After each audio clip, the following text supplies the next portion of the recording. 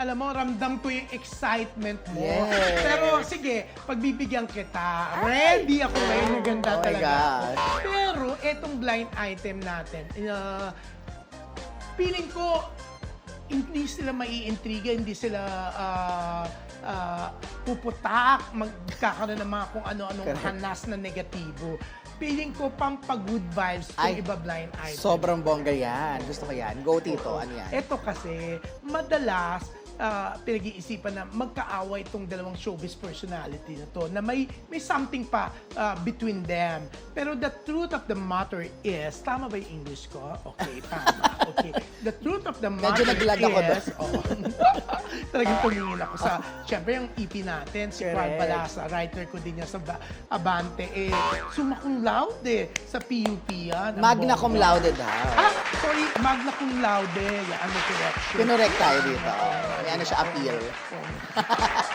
Hindi. Pero si OG Narvaez Rodriguez na columnist din, cum laude, di ba? Yan, Yes. kinorek talaga din ni, ni Carl Balasa. Sabi niya, Kuya, magna cum laude ako. Cum laude lang si Oo, si OG. Kaloka, di ba? Anyways, eto na. Sige.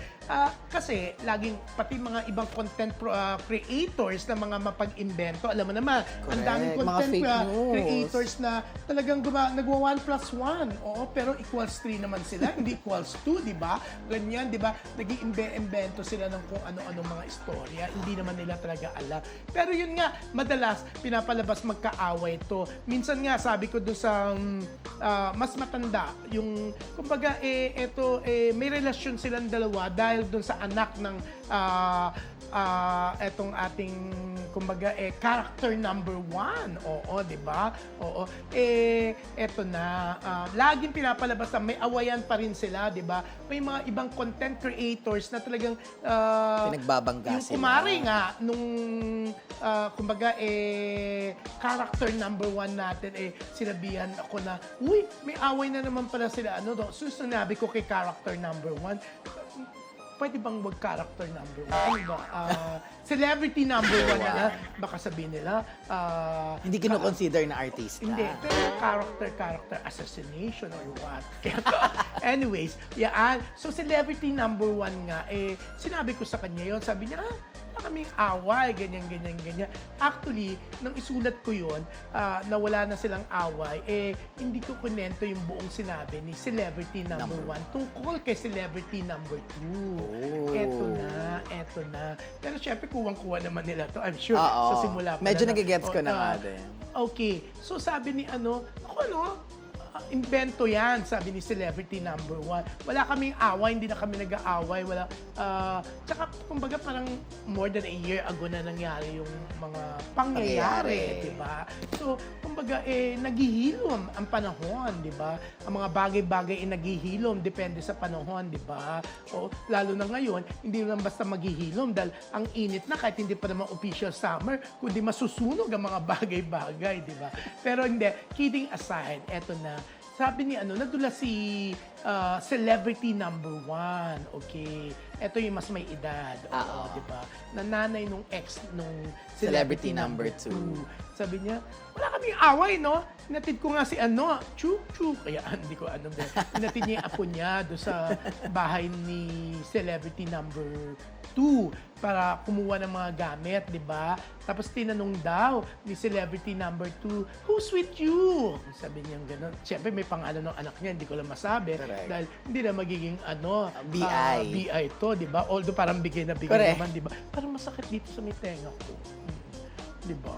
Anyways, talagang kung ano-ano na segue. Pero yun nga, sinong kasama mo? Oo, sabi nung bata, Lola's with me. Sabi yung ganon.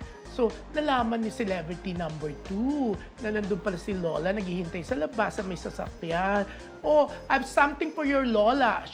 Yun nga, umakyat daw sa room si celebrity number 2. May kinuha. May dala-dala siya mga chocolates from somewhere from Europe, di ba? Oo.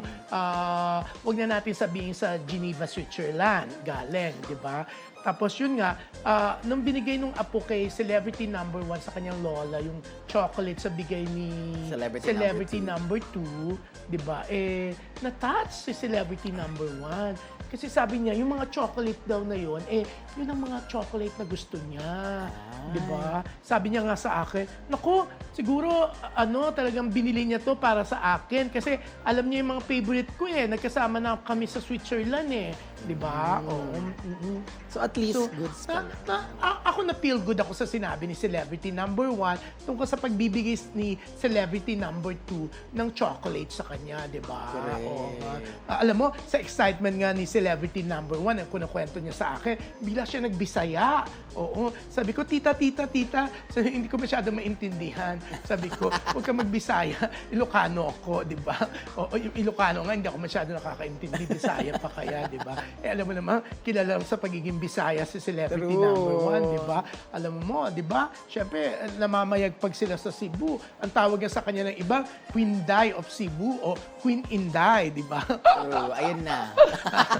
Kuwang-kuwa ba kung sino? Oo, parang hindi na kailangan ng clue. Oo nga. Pero at least good vibes. Oo nga, pero di ba yung pagkakakwento ni Celebrity celebrity one. number 1, ni Inday, talagang yung naniniwala siya nung pumunta si celebrity number 2 sa Switzerland, binili talaga yon for her, baka pasalubong Kumbaga daw talaga sa naalala kanya. talaga siya. Di ba? Kasi alam na alam nga raw ni celebrity number 2 kung ano yung gusto talagang chocolate si celebrity number 1, di ba? At Ako na least. feel good ako na parang basta ang sarap sa pakiramdam ng kwento ni celebrity number 1. Ikaw, Totoo, what do you think? Ako parang natutuwa din ako sa ganyan kasi at least matapos na yung mga haka-haka ng ibang tao na hindi sila okay. At least, ayan, tinapos na nung daig kayo ng BI ni Tito Jun ang Hindi, haka-haka na yun. pero yun nga, I'm sure maraming mangungopya dito, papangalanan sila, Correct. di ba?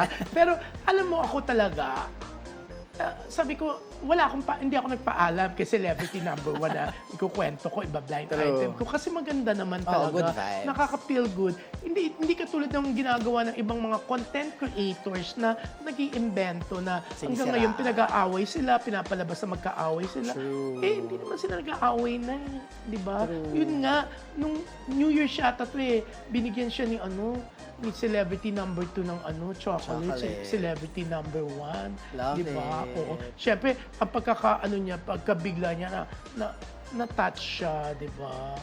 True. At Ako siguro- natuwa ako talaga.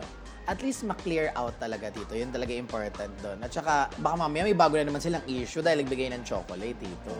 Hindi, pero yun nga, kaya kayo po mga kaibigan, lalo na yung mga kaibigan ko, naku, may away na naman pala, magpo-forward sila. Alam nyo kayo, lumalabas pa sa inyo yung mga fake news, yung mga gawa-gawang mga news ng mga ibang content creators na hindi naman talaga mga Legit. showbiz insiders, hindi legit, tama ka.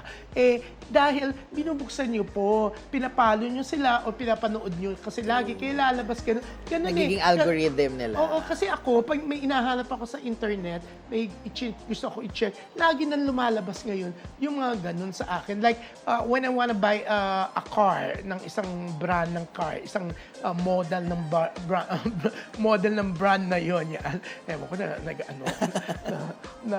ko. Yun ang laging lumalabas sa akin. Sabi ko, ibig bang sabihin nito, ito na ba ang dapat kong Destiny. bilhin? Tapos, eto na, sabi ng kaibigan ko, ikaw talaga. Siyempre, kasi nga nag-google ka, kaya lumabas ngayon yan sa'yo. So kayo, pag nag-google po kayo, chine-check nyo, na-check nyo, nabubuksan nyo yung mga fake accounts, yung mga Fake news. fake content providers na yan, di ba, na hindi naman mga insiders, tapos puro mga clickbait po, yung mga title, di ba, na para, titignan mo talaga, di ba?